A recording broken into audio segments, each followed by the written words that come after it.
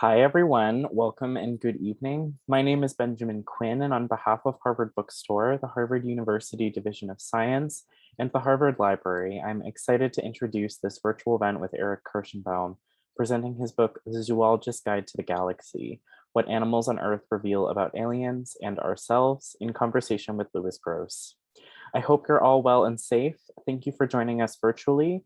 This evening's event is the latest installment in our Harvard Science Book Talk series, which works to bring the authors of recently published science literature to our Cambridge community and beyond. In just a few days, on Tuesday, April 19th, we'll host renowned primatologist Frans de Waal for a presentation of his latest book, Different: Gender Through the Eyes of a Primatologist. To learn more about this and our other upcoming virtual events, you can visit harvard.com and sign up for our email newsletter, or check out the page harvard.com/science for more info. I'll also be posting a link to our Science Research Public Lectures channel in the chat, where you can view previous talks you might have missed. This evening's discussion will conclude with some time for your questions. If you have a question for our authors at any time during the talk tonight, click on the Q&A button at the bottom of the screen, and we'll get through as many as time allows. In the chat, I'll be posting a link to purchase the Zoologist's Guide to the Galaxy on harvard.com. Your purchases and financial contributions make events like tonight's possible and help ensure the future of a landmark independent bookstore. Thank you to our partners at Harvard University, and thank you all for showing up and tuning in support of authors, publishers, indie book selling, and especially for science. And finally, as you may have no doubt experienced in virtual gatherings, technical issues may arise. If they do, we'll do our best to resolve them as quickly as possible. Thank you for your patience and understanding. Now, it is my sincere pleasure to introduce tonight's speakers. Dr. Arik Kershenbaum is a zoologist, college lecturer, and fellow at Girton College, University of Cambridge. He has done extensive fieldwork on animal communication, following wolves around Yellowstone National Park, decoding the whistles of dolphins among the coral reefs of the Red Sea, and the songs of hyraxes in the Galilee. He is a member of the International Board of Advisors for METI.org, a think tank on the topic of messaging extraterrestrial intelligence. Today, he is joined in conversation by Dr. Lewis Gross, Chancellor's Professor and the Alvin and Sally Beeman Distinguished Professor of Ecology and Evolutionary Biology in Mathematics at the University of Tennessee, Knoxville. For almost 3 decades, his research and education efforts have been continuously supported by awards from the National Science Foundation, and he has served in leadership roles in the National Institute for Mathematical and Biological Synthesis, the Ecological Society of America, and the Society for Mathematical Biology.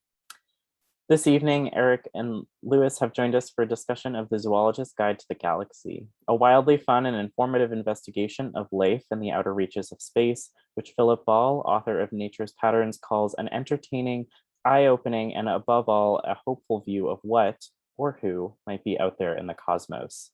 Though scientists remain confident that life exists elsewhere in the universe, our understanding of this life remains the stuff of science fiction. Using his own expert understanding of life on Earth and Darwin's theory of evolution, which applies throughout the universe, Arik Kershenbaum gives us one of the first guides to what alien life must be like, how these undiscovered creatures must move, socialize, and communicate. I will end with high praise from Lewis Dartnell, who writes, surveying the deep time of evolution on Earth and his own cutting-edge research into animal communication, Kershenbaum provides a fascinating insight into the deepest of questions. What might an alien actually look like? We've got a lot to learn this evening, so without further ado, I'm delighted to turn things over to our speakers. The digital podium is all yours, Arik and Lewis.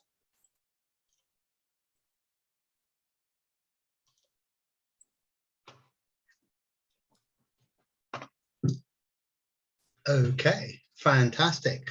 Well, excuse me, I'm getting over COVID, but I'm going to talk for a few minutes. I will give a brief introduction to the sort of stuff that I talk about in my book, and then Lou and I are going to have a bit of a chat and answer some of your questions as well.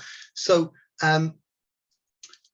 really, I'm going to ask a question that you might think is a question that can't be answered. What is alien life like?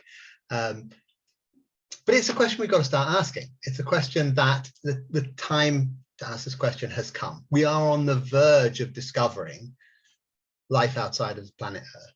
And we've got to get away from all the science fiction and all the conspiracy theories and get down to thinking about what this life might actually be like, and using the evidence and the information that we have from Earth to make conclusions about the possibilities of alien life. Now, you might say, we've never seen it, so we can't actually make any conclusions. But that's not true. And I hope I'm going to be able to convince you that that's not true. In the same way we study the laws of physics on Earth, and that tells us about how stars work in distant galaxies, so we can study life on Earth, and that will tell us a lot about how life can work on other planets as well. So for those of you who remember back in the 1980s, before we discovered there were even planets around other stars, everyone was very skeptical about the possibility of life outside of Earth. We didn't really know what was out there. But then as instruments began to be developed that could detect planets around other stars, it became clear that there were places where life might exist. Now, the first planets that were discovered obviously were very large, and these hot Jupiter planets are not really very hospitable places. But as the instruments improved and techniques improved, we discovered more and more and more and more planets, including many that were very much like Earth, rocky planets, for instance. And a recent estimate is that there are somewhere between 11 and 40 billion Earth-like planets in our galaxy. Not just planets, Earth-like planets in our galaxy. That is a lot of places where life might exist. And now we're developing even newer technologies. So the James Webb Space Telescope, for instance, is going to be able to peer into the atmospheres of these planets and look as the light comes through from the star that they're orbiting, and detect changes in the spectra of the light as it passes through this very thin layer of atmosphere, and look for chemicals that may indicate that life exists. Maybe oxygen, maybe industrial pollutants, for all we know. And so we're quite confident that some indication of life somewhere in the galaxy will be forthcoming relatively soon. Of course, if we detect oxygen or something else in one of these atmospheres, it won't tell us anything about what these aliens look like. And for that, up until now, we've had to rely on science fiction. And science fiction has loads of ideas about what alien life might look like.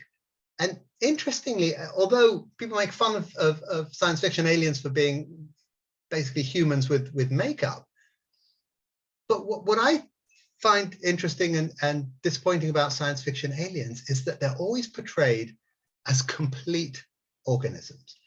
They are the way they are because they should be that way. But that's not the way that biology works.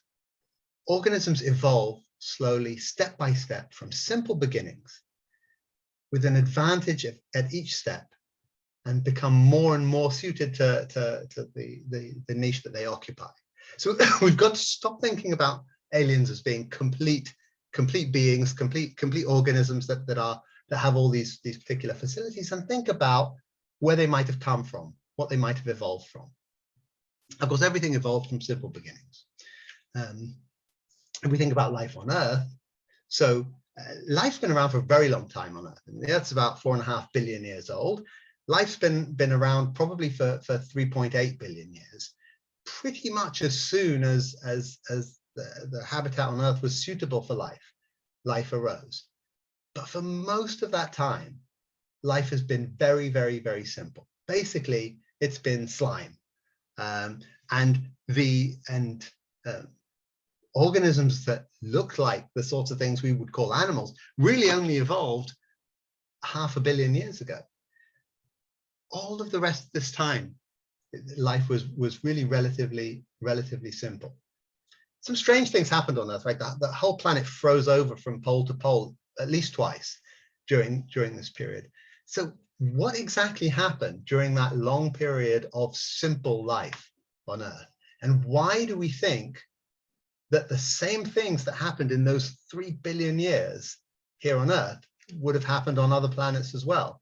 Maybe different things happen on other planets, and therefore we can't really say very much about what life is going to be like. But of course, I think that we can. And my book goes into some detail, some information on the kinds of things we can say about alien life. We can talk about the way it moves. We can talk about the way it communicates.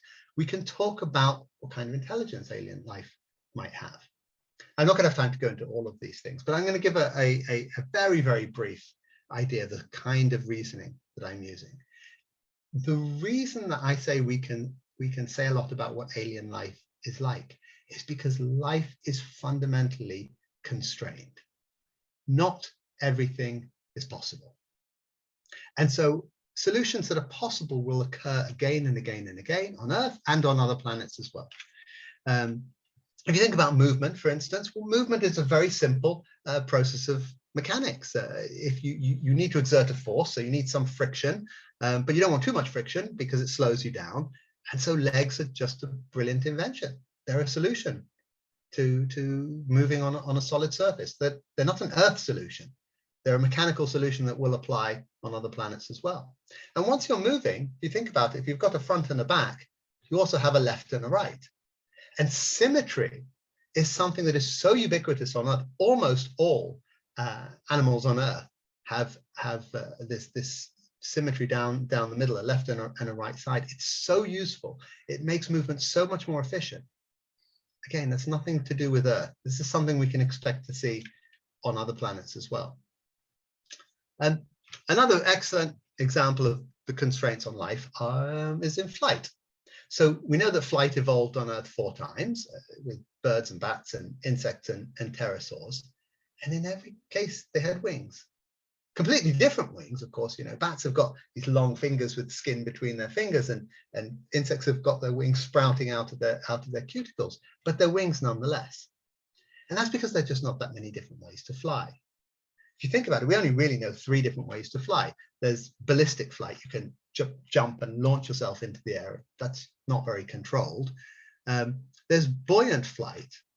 And of course, fish fly through a fluid without falling to the ground. But flying through a liquid is quite a bit easier than flying through air. And if you want to fly through air, really, the solution is to go with wings. Again, this is not an Earth solution. This is simply a mechanical solution.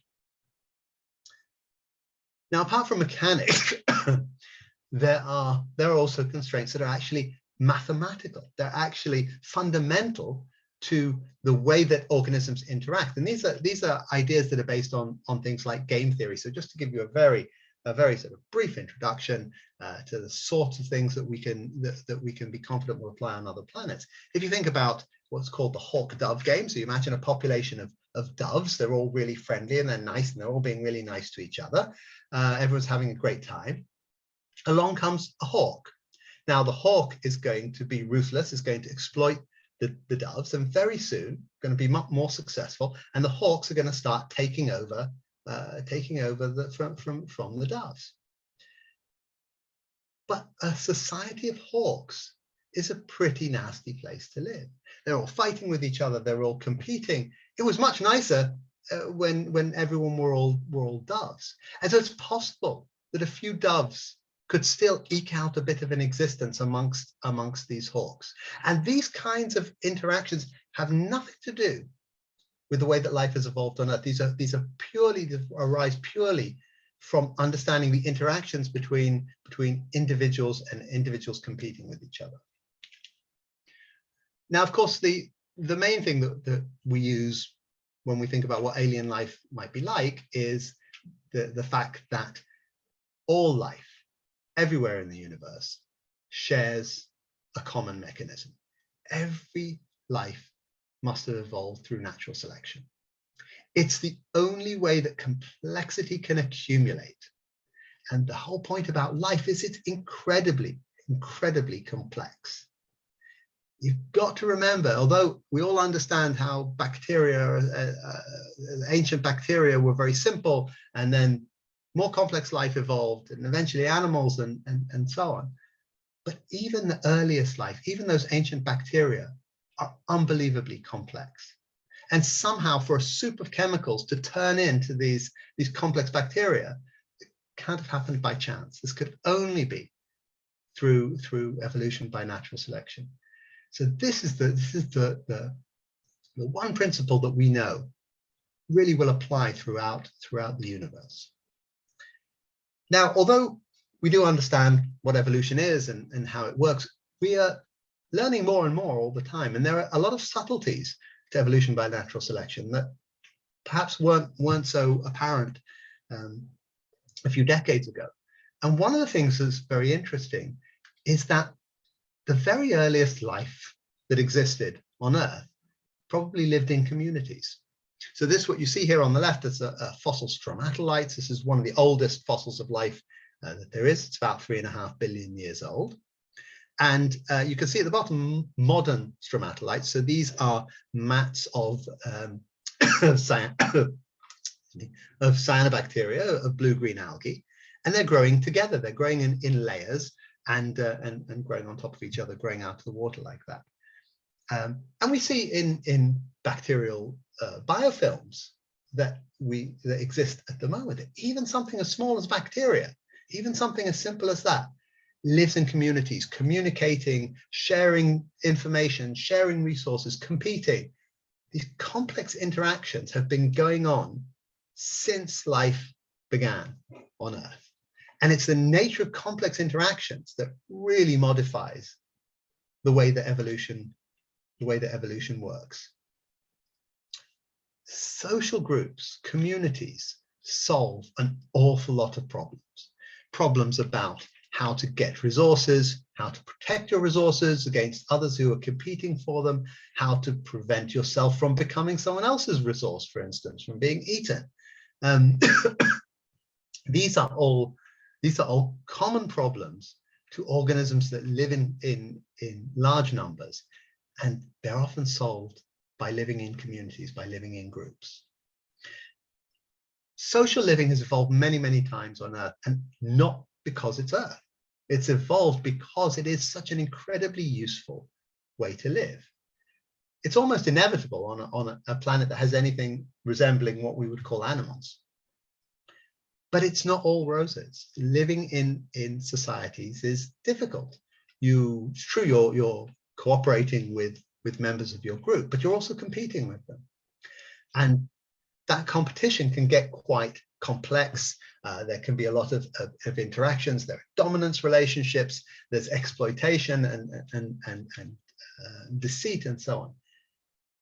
And what we see on Earth is that when animals live in complex societies, then they have to evolve intelligence. Intelligence evolves as a response to complex relationships within a society. And that's something that we can expect on other planets as well. So just wrapping up before we get into a discussion, what's alien life going to be like? I didn't really talk about all of these, but it's all in my book. All life needs energy. We know that for sure. All life needs energy. There are many sources of energy. The sun or the star is not the only one, but it's likely to be one that's very common and very widespread and found on most planets. There are places where life may exist, for instance, in an underground ocean, and then perhaps photosynthesis might not occur, but some form of energy must be used. Once you gather energy, someone's going to come and take it from you. Someone is going to come and try and steal your energy from you. And that's predation. Predation is almost inevitable. It's almost inevitable that predation will arise. Once there is predation, then there is value to running away and running after your food, of course. So movement and efficient movement depends on symmetry and also in many cases legs. Haven't talked at all about sex. We could talk about that a little bit. We don't really know what alien sex will be like, but there are reasons to think that sex of some form is probably important. And following on from that and from what I was saying about communities, family groups are going to arise as well. And then once you have large groups living together, then you have intelligence, then you have communication, and then hopefully, possibly, also technology. So that's my whistle stop tour. I will stop sharing my screen, and yeah, we can have a bit of a chat. Thank you so much, Arik. That was a magnificent, quick summary of a wonderful book that hopefully opens lots of people's eyes to a very different approach to thinking about science fiction and thinking about life on this planet, what we can learn from it. So I'd like to kick this off with noting that you mention any number of science fiction books and people in the book in various contexts. I want to put you on the spot and say, who got something right from your perspective as an evolutionary biologist, and who really got something wrong? And you don't have to mention names if you don't want to, but. Well, so first of all, disclaimer, okay, science fiction isn't only about predicting science, right? That's not actually what the role of science fiction necessarily is. It's about putting up a mirror to ourselves, a distorted mirror. So there's all kinds of things that science fiction can do. And I just love the idea of Spock as struggling with logic and emotion. Okay, this is not what we think aliens are like, this is what we think we're like. But to answer your question, well, who got it wrong is quite a famous answer to that. So one of my famous science fiction stories is The Black Cloud by Fred Hoyle. Fantastic. I mean, it's a wonderful book. It's a great book about science, about how science is done, and it's really very clever and very innovative. And Richard Dawkins was totally furious with this book, which was written in the 50s, but nonetheless, he wrote a very scathing introduction to a recent edition because the evolutionary biology is just completely wrong. And the reason it's wrong is that the story postulates this solitary, intelligent cloud of gas floating through the universe. Now, okay, Fred Hoyle believed the universe had always existed and has been existing for an infinite time. So perhaps evolutionary considerations weren't at the top of his agenda. But still, the question has to be asked, why would a solitary cloud of gas be intelligent? There's no adaptive advantage to that intelligence. It doesn't serve any purpose. Things don't become intelligent just because it makes a good book. So I think that's an example of where where it went wrong.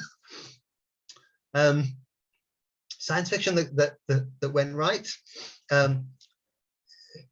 There's a lot. I do like Robert Sawyer's a lot of his books and books that look at. So there's I don't know, pull one off the shelf. Calculating God, for instance. Story about an alien comes to Earth. Why? Because they're looking for God. Right, so they're going through other planets. They haven't solved the mysteries of the universe. So, well, let's go around and see if other civilizations have solved the mysteries of the universe. And I think it's, yeah, I mean, I think it makes sense that difficult questions aren't going to be solved easily by even by a highly intelligent civilization. Okay, great. I really appreciate that. Comment and I'd like to ask about the Black Cloud in particular, because of course there is a whole deal of astronomy that looks at regions that are interstellar gas clouds, and they have within them all the precursors to life. And in fact, there have been papers published about essentially the use of these to seed life in other places. So I wonder if you might say something about the possibility for seeding life, which is again a theme of much of science fiction, and whether that's even possible from an evolutionary perspective of thinking about what you could put on a different planet that might then lead to something like intelligent life eventually. And again, this is a theme of science fiction. Is that even possible? I mean, well, plausible, let's put it that way. Well, one thing that I think is important to say at the beginning is that these compounds that well, let's start with water, right? Water's unbelievably common in the universe. I mean, it's incredibly, incredibly common. water is not rare. There's no coincidence people look for water as a useful solvent for life. It's because it's just everywhere. But even amino acids are pretty common.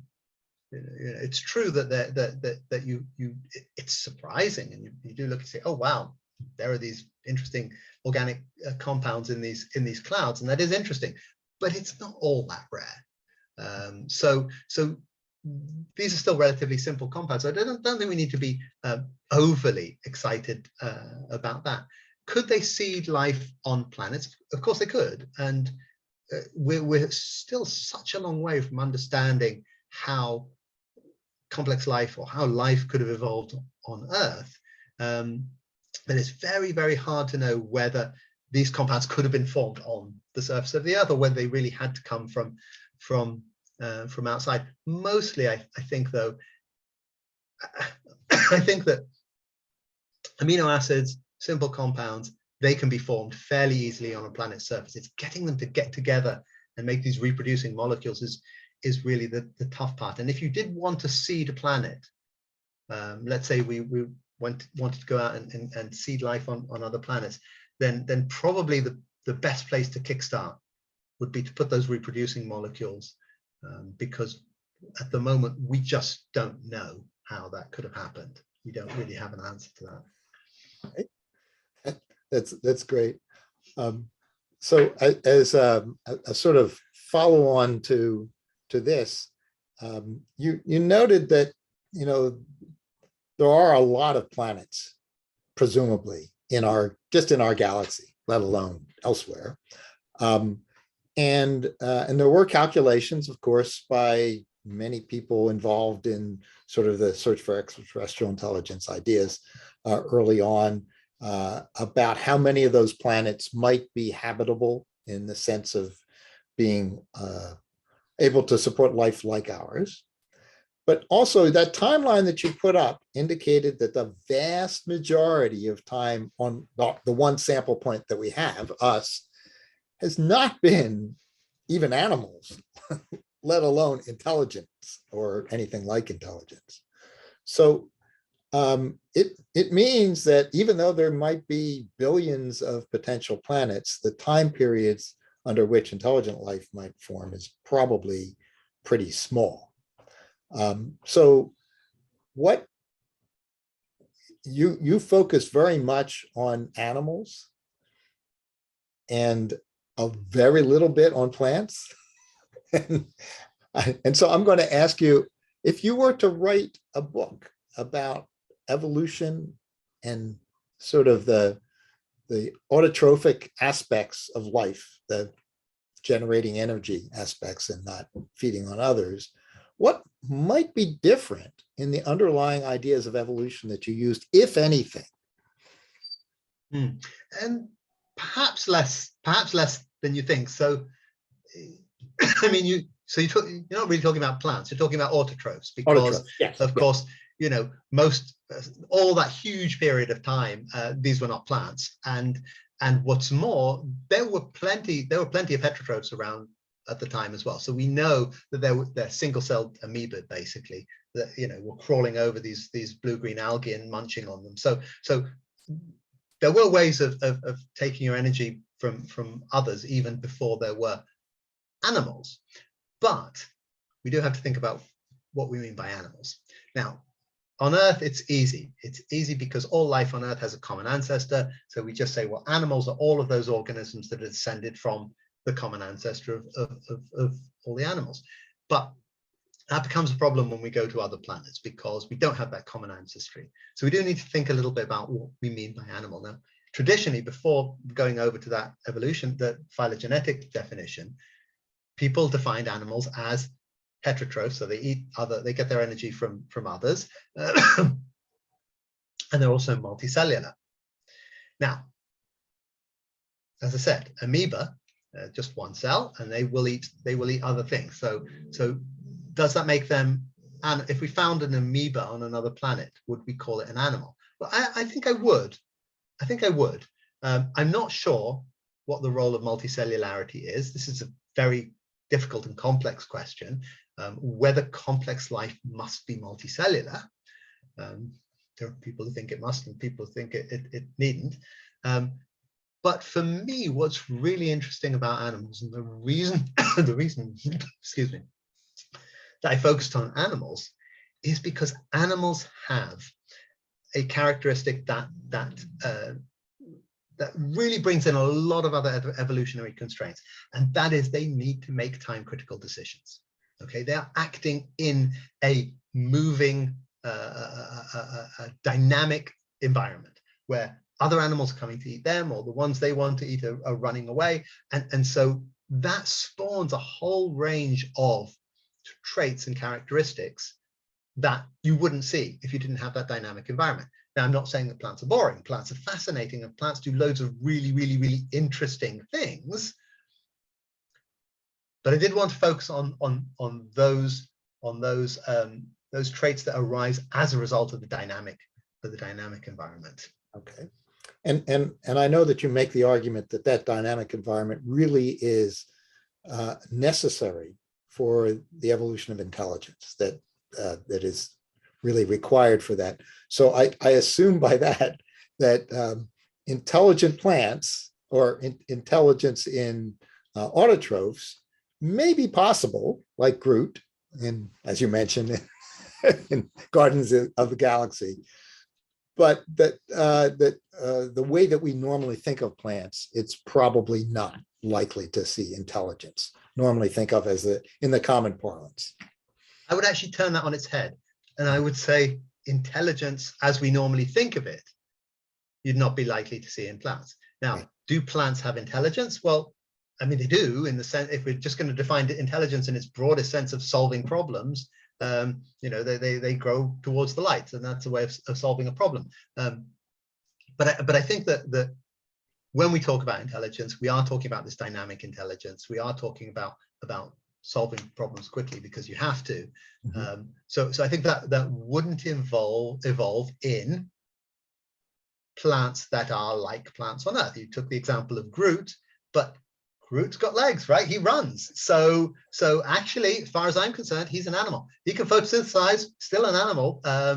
But we can argue about that. We can ask him, right? Ask his creator. And Groot. I wanted to, since we brought up Groot and movies, as we were talking before, you know that there is this field of zombie science, which applies ideas from science, including evolutionary biology and ecology, to issues of whether zombies could exist, and, you know, the whole feature associated with their characteristics in fiction. And I know that the people who've worked on this have actually been asked to be consultants on movies about zombies. And so my question is, have you been asked to be a consultant regarding intelligent life in any science fiction movies? And would you hope to do so? And what might you say to the people? Well, I have, and I can't really say which ones, but I mean, usually when that happens, the first thing I say is what I said right at the beginning here, is right.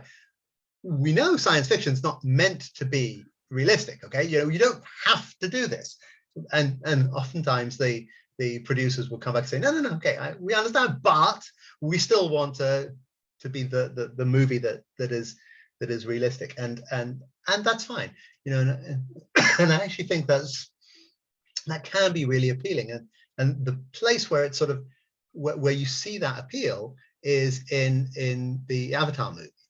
So where they went to all this effort to build this huge ecosystem and all the different kinds of animals, and okay, they were, you know, earth animals painted blue, but still the fact that those interactions were portrayed, I think is really important, because as I mentioned right at the beginning, you can't just say, okay, an alien, it looks like this or does this because that's a good thing for them to do. For it to be convincing, you need to see why they would have evolved that, why that was useful in the environment in which they live. So I think seeing the whole ecosystem picture does help. Okay. And you do emphasize in the book the basically the adaptationist paradigm in which, the argument is what we see across the planet has been selected through processes of evolution to lead to organisms that are more able to survive and reproduce relative to those who do not have those particular traits, that sort of standard definition of selection. But you don't talk much about group selection. There's a lot about kin selection in there. And I don't know if we want to go there or not, but presumably as soon as there is group living and you make a good argument for cooperative behaviors to ameliorate the impacts of competition and that leading to the potential for intelligence. So what if any other aspects of evolutionary biology that you don't really emphasize in the book might be appropriate to think about? And again, I'm bringing this up because of the tremendous arguments about group selection in particular. And we should perhaps define that as not selection at the level of the individuals, but as arguments that groups that better are able to survive and reproduce pass on their group traits. Yeah, I mean, it has been a hot argument, and I imagine that most of the viewers probably aren't particularly interested in these detailed arguments between scientists. But I think there are a couple of really important points. One is that okay, most modern evolutionary biologists would say that group selection on Earth doesn't really occur, and so that's in the sense of animals don't sacrifice themselves for the good of the group. Essentially, is what it comes down to. But there are reasons why we don't see that, and those reasons are quite specific. And in other circumstances, they might not apply. And evolution on other planets might be driven by such self-sacrificing and group selecting processes. I mean, there are little things that would need to be different. So it's as a process, it's not impossible. We don't see it on Earth. It's a good example of a process that we don't see on Earth that could potentially occur elsewhere. I think though possibly the more interesting evolutionary process that I don't talk about that actually is quite important on Earth is what's called neutral selection. So although we tend to think that the characteristics that animals and plants and other organisms have are adaptive and they suit them well and they help them to survive well in their niche. In fact, a lot of traits that organisms have are kind of random, and there are reasons for that, which are to do with the way that species form and the way that when populations get isolated, they just tend to sort of randomly become different, rather like accents become different. The fact that I have a different accent from you, there's nothing adaptive about that. It's just that two populations have been separated for a long time. It might be if you wanted to attract a certain female, right? Well, I mean, what happens then, of course, is that you have this within the group. There's a particular kind of mating behavior or accent or whatever that's deemed acceptable. That, of course, is one of the things that drives new species to form. But so I don't talk much about that. It's true, and the role of neutral selection, which is probably greater on Earth than we even realize at the moment. Yeah. Well, since we're on this topic, I wanted to bring up altruistic behavior because, of course, a number of the science fiction books involve communication in which one, alien civilization helps us generally by transmitting information that allows us to build a faster than light vehicle or something else like that. What do you think about whether there would be evolutionary benefits to altruistic behavior on the part of alien civilizations? Well, altruism is absolutely an essential part of group living. Now, it arises for a whole bunch of reasons. Animals cooperate and help each other for lots of reasons. They cooperate because they're related to each other. They cooperate because perhaps they wouldn't be able to get something done together if they didn't. Sometimes they cooperate just because they have no choice. So cooperation and altruism, loosely defined, is very, very, very common. And it's very common in group living animals. Mm-hmm. Now, you can't really, I would postulate, you can't have a technological civilization that's not group living. I just don't believe that you know, you need someone to pass you the screwdriver, basically. So any civilization that we're going to come into contact with is going to be social. It's going to be living communities. I must just recall a joke, in joke from the SETI scientists. A friend of mine in SETI Institute told me, he said, there are two kinds of organisms in the universe: folks and critters. Folks is anyone who knows how to build a radio telescope, and critters is everything else. And the logic behind that is, yes, there may be intelligent organisms, there may be intelligent animals on planets all across the universe. If they can't contact us, we'll never get to know about them. So really what we're talking about here, if you're talking about aliens helping us, it's technological aliens. It's aliens who know how to build a radio telescope, and they've got to live in a group to do that. So they've got to be altruistic within their group. Now the question is, are they going to be nice to us, or are they going to be nasty to us? And this is also a science fiction trope. And my opinions on this are quite firm. That I think they will be nice to us, and I think that, well, there's two reasons really. One is that if you look at the way that we're going, you look at the way things are going on Earth, it's not looking good. It's not looking good for us. It's not at all clear the human race is going to be able to survive much longer, and this may actually be the way that technological civilizations end throughout the galaxy. It may be very, very common. But a technological civilization that can get through this phase, that can solve its climate crisis, that can stop wars and poverty and so on, if it can get past that stage, then they may be able to contact us.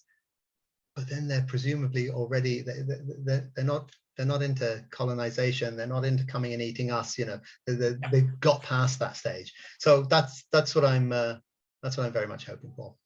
Great. Well, you know, what you just described is exactly what was in a paper that Sebastian von Horner wrote in the early 1970s about what civilizations have to get through and why we likely will not get much in the way of contacts.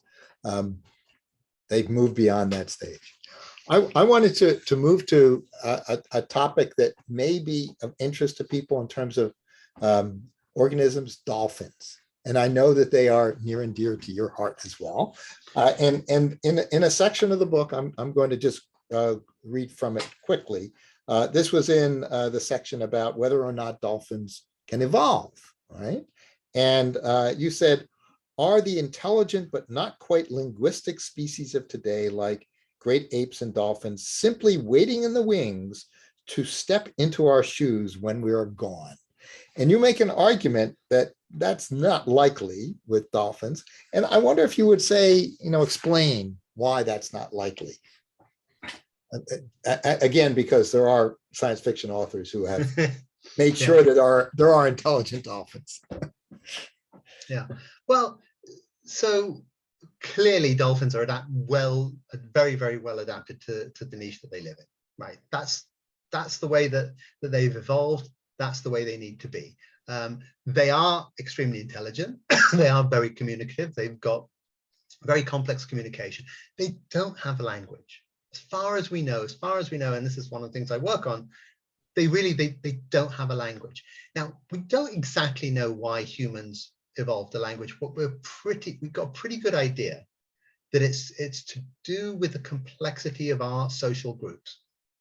That the more complex the social groups, the more complex the communication, and eventually you get to a level of social complexity where we just got pushed over the edge to the kind of language where we can express an infinite number of concepts.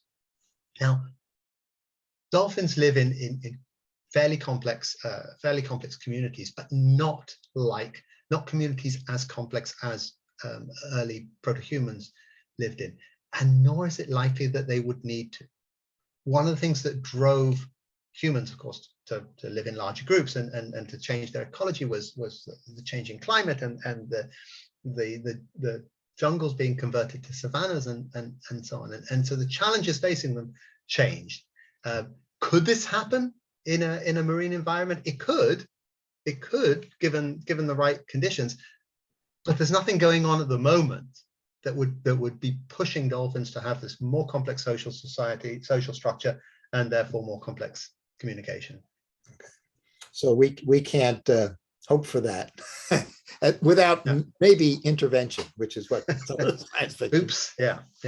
What could possibly go wrong, right? That's all sorts. Well, you know, we promised that we would give time for some questions here.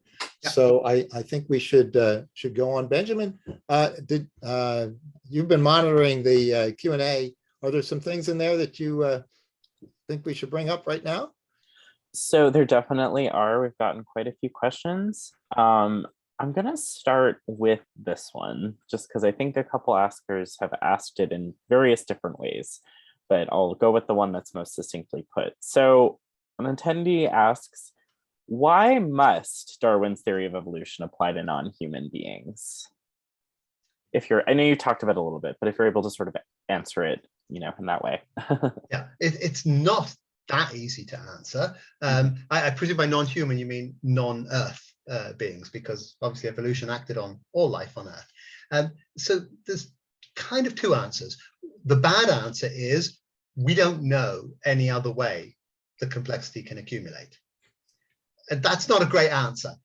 But the trouble is, it's actually kind of true. You know, think. There's no way that complexity can just sort of like spontaneously come together and become more and more and more complex. A slightly better answer is that evolution by natural selection is actually very, very common. It's something that's mathematically defined. So as long as the necessary conditions, which are very simple conditions, very few things needed, if those conditions are present, evolution by natural selection will take place. It will take place on everything. It doesn't just take place on life. You know, it happens on computer programs. It happens on religions and internet memes and things like that. So this is a very fundamental process in the universe, and so you would expect it to occur wherever those conditions are met. And then I'm going to jump to this question, which is a little bit sort of about, I guess this person was sort of thinking about the architecture of life.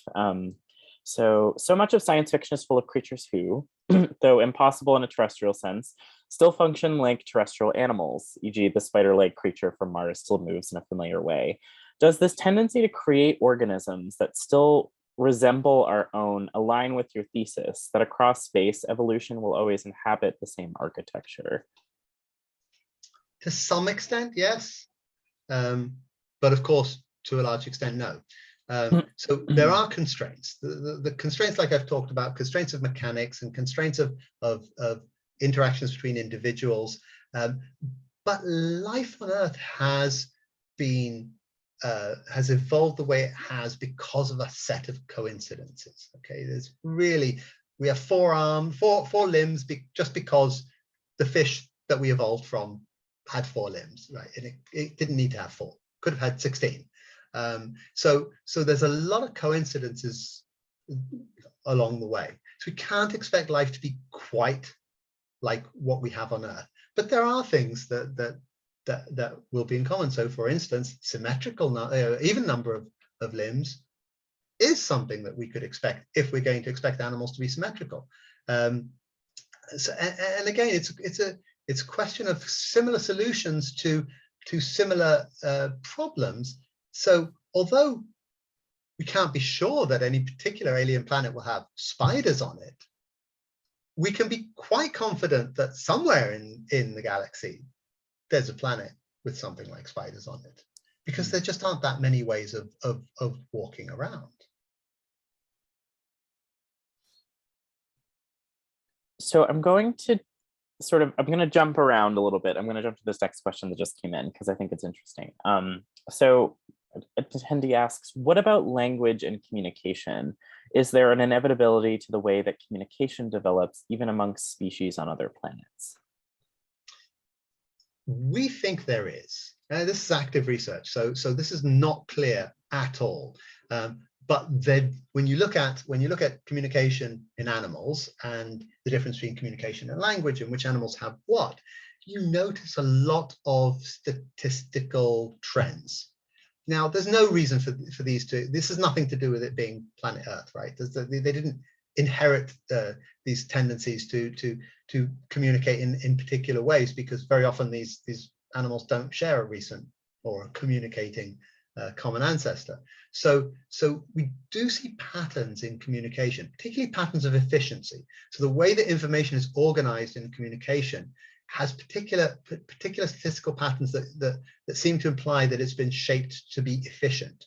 And that's a pretty strong indication that this is something that we'd find on other planets as well. Yeah. And then pivoting to this question, it's a little bit about constraints as well. So an attendee asked, is it possible that, assuming that extraterrestrial life exists, it's been restricted to single-celled organisms and simply will never make the leap to anything more complex? Yeah, well, yes. And you know, it kind of might be a bit disappointing if the only alien life we find is that green slime.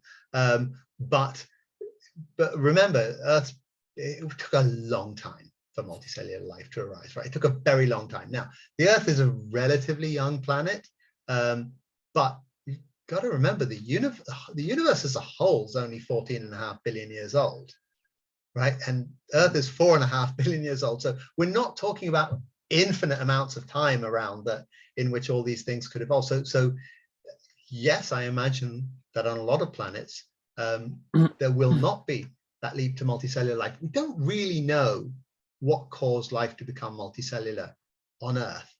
But on the other hand, there are experiments people are doing at the moment which seem to show that multicellularity is actually quite an easy thing to evolve, that it probably could evolve under lots of different circumstances. So I actually think there will be multicellular life elsewhere in the galaxy, but it must be. Another inevitability question next, and then I'll try not to throw too many of them at you. But is it inevitable for extraterrestrial life to be made of the same organic compounds as life on Earth, or is there variation? Well, I think that there's general consensus that organic carbon chemistry is probably what all life is going to be based on. Whatever science fiction will tell you, there doesn't seem to be any realistic possibility of silicon-based life forms or anything like that. And again, coming back to what I said earlier, you've got to remember these organic compounds are really, really common. They're everywhere. So they're very reactive. They'll do all the interesting things that life does, and they're very common. I think we can be fairly confident that that's going to be very common. We can't be confident that life will be based on something like DNA. Now, we don't know to what extent DNA is the only way of doing things, or to what extent it's just one of many ways.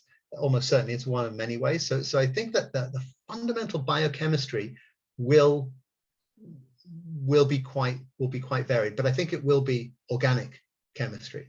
But there's one thing that I have to say this every time. There will be cases where I am completely wrong. I have no doubt about that. There will be instances where I will be everything I say is utterly wrong.